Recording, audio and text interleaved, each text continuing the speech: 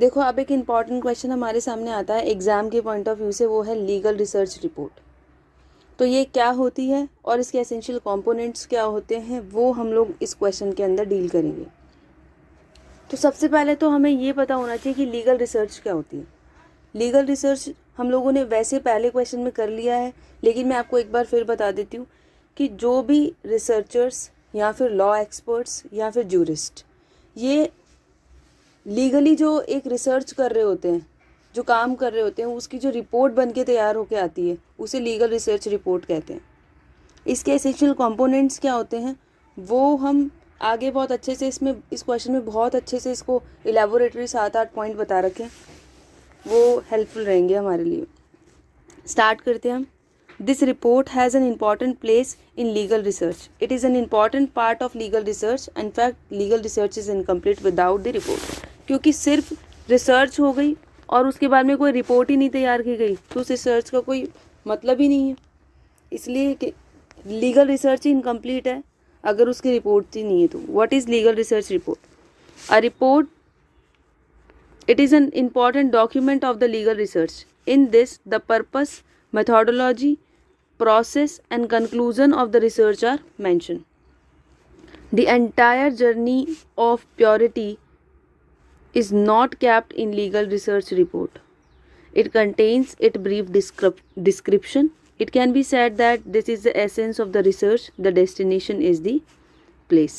कहने का मतलब ये है कि जब रिसर्च की गई, जिस तरीके से जिस वे से रिसर्च प्रोसेस जो है वो अंडरगॉन हुआ है, वो सब चीज़ें उसके अंदर मेंशन नहीं होती है।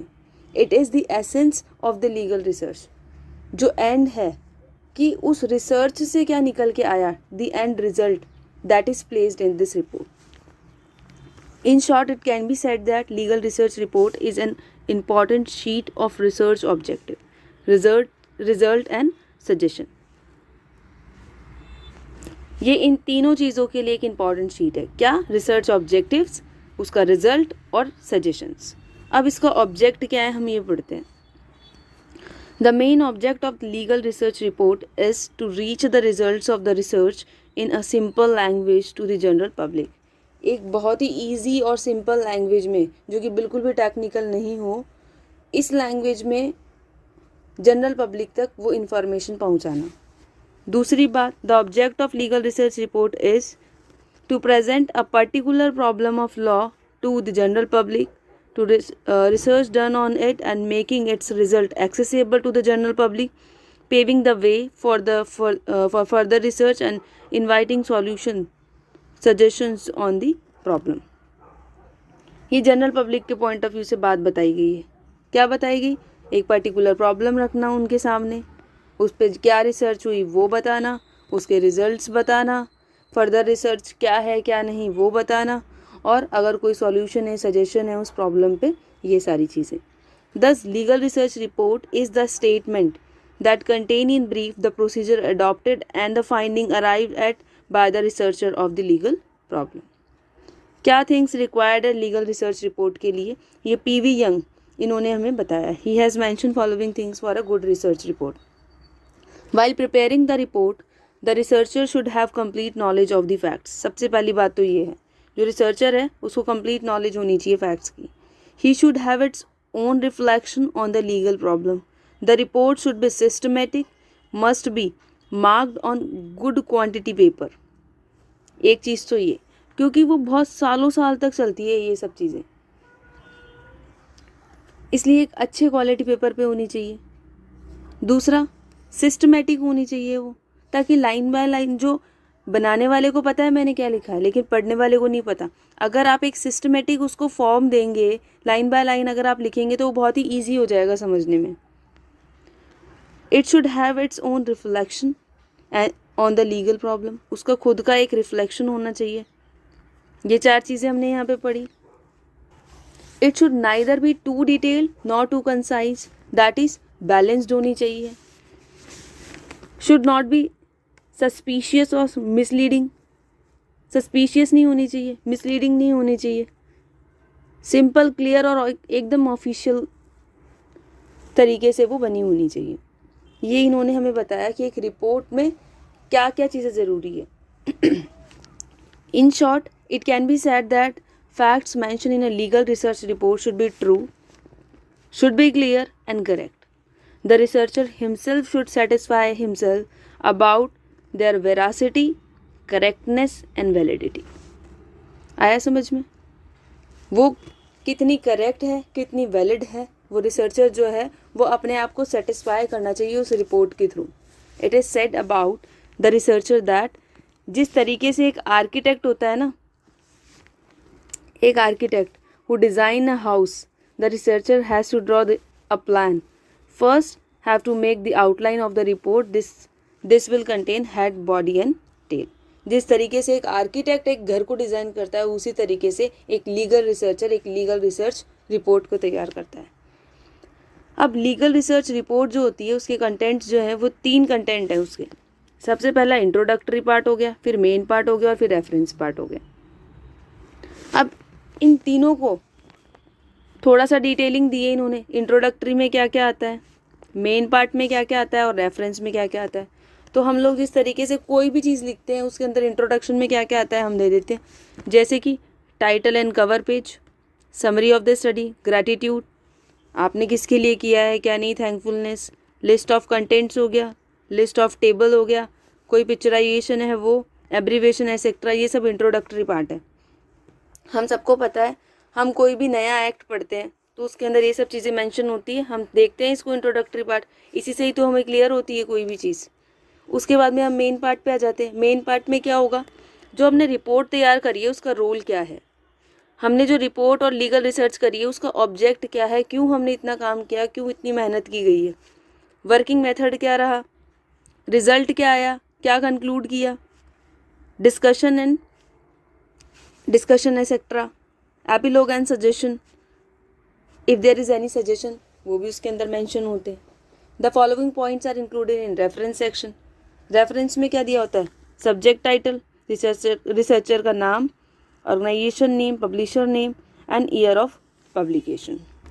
अब जो चीज़ें मैंने आप लोगों को बताई ये इसको लाइन वाइज बता रहा है. जैसे टाइटल को इसने थोड़ा एक्सप्रेस करके बताया. This is the first part of the report. It is also called cover page. अब कवर पेज के अंदर क्या इंक्लूड होता है, सब्जेक्ट टाइटल, रिसर्चर का नाम, रिसर्चर का status, publisher organisation name and year of publication. Summary के अंदर क्या क्या आता है, it is also called abstract और synopsis. Mainly the following things have been given place in it. Research topic, problem, nature of study, characteristics, place of study, modus operandi, main findings of the study, epilogue and suggestions. This is like an article. An article can be prepared based on this in future. बताया मैंने आप लोगों को. कोई हम कुछ भी चीज़ लिखते हैं, कोई आर्टिकल लिखते हैं, कोई ऐसे लिखते हैं, कोई जजमेंट राइटिंग लिखते हैं, उन सब के अंदर यही सब चीज़ें होती है. जजमेंट राइटिंग में तो खैर ये सब ग्रैटिट्यूड वगैरह नहीं होता है. जैसे एक्ट हो गया. ग्रैटिट्यूड में क्या चीज़ें आ जाएगी, अब देखो टाइटल हो गया, समरी हो गया, ग्रैटिट्यूड. ग्रैटिट्यूड होता है express to those individuals and the institution whose cooperation has been found in the research work.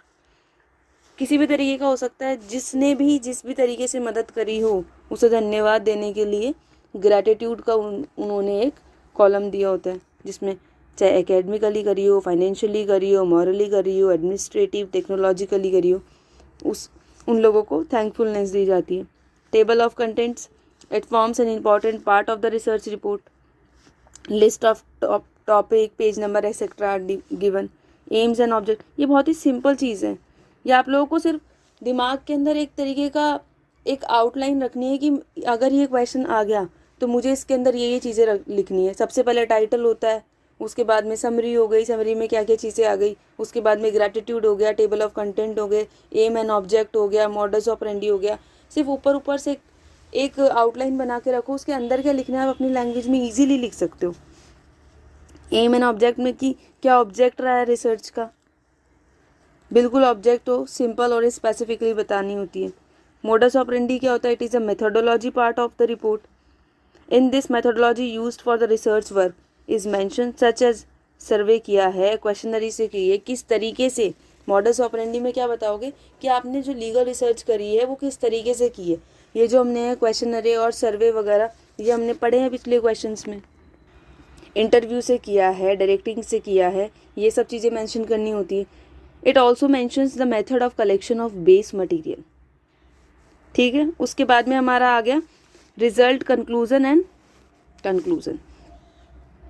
It is considered as an important part of the report. In this study, conclusion, result, epilogue, suggestion are mentioned. In this, a story of decision and discussion is also given on the point on which the study and research has been done. For example, let us take a child marriage. If the research work has been done on a child marriage, then following things can be mentioned in the report. क्या क्या है देखो, इन्होंने एक example के through matter को कितना बढ़ा दिया, और जो कॉपी चेक करेंगे आपके उनको पढ़ने में भी कितना इजी रहेगा और अच्छे से समझ आएगा कि स्टूडेंट को कितनी अच्छी नॉलेज है लीगल रिसर्च रिपोर्ट की।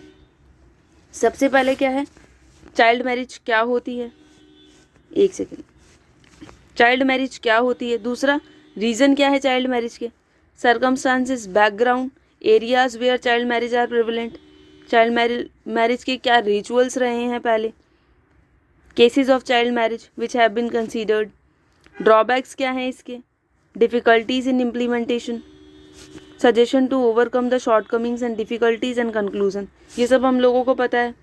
तो आप लोग ये एग्जाम्पल बिल्कुल, अगर ये क्वेश्चन आ गया तो ये एग्जाम्पल ज़रूर लिख के आना। In this the movement for the prevention of child marriage etcetera can also be mention.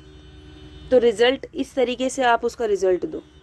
अब नेक्स्ट आ रहा है हमारा रेफरेंस लिस्ट, कि हमने किस चीज़ों का क्या क्या चीज़ें हमने पढ़ी, किन चीज़ों का हमने रेफरेंस लिया इस पूरी रिपोर्ट को तैयार करने में। Reference list is also given at the end of the report. In this those names and sources and text etcetera are mention which have been used in a research work. जैसे कि किताबें होती हैं, documents हो गए कुछ important जो कि पब्लिक की नॉलेज में नहीं होते, रिपोर्ट्स हो गई, आर्टिकल हो गए, न्यूज़ हो गई, स्टैचू हो गया, कंप्यूटर प्रोग्राम्स हो गए, published work and discussions. Thus, legal research report is expected to be prepared with utmost care.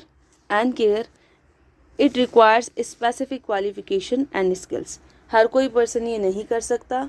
जो रिसर्चर्स होते हैं, लॉ एक्सपर्ट्स होते हैं, जूरिस्ट होते हैं, वही ये काम करते हैं।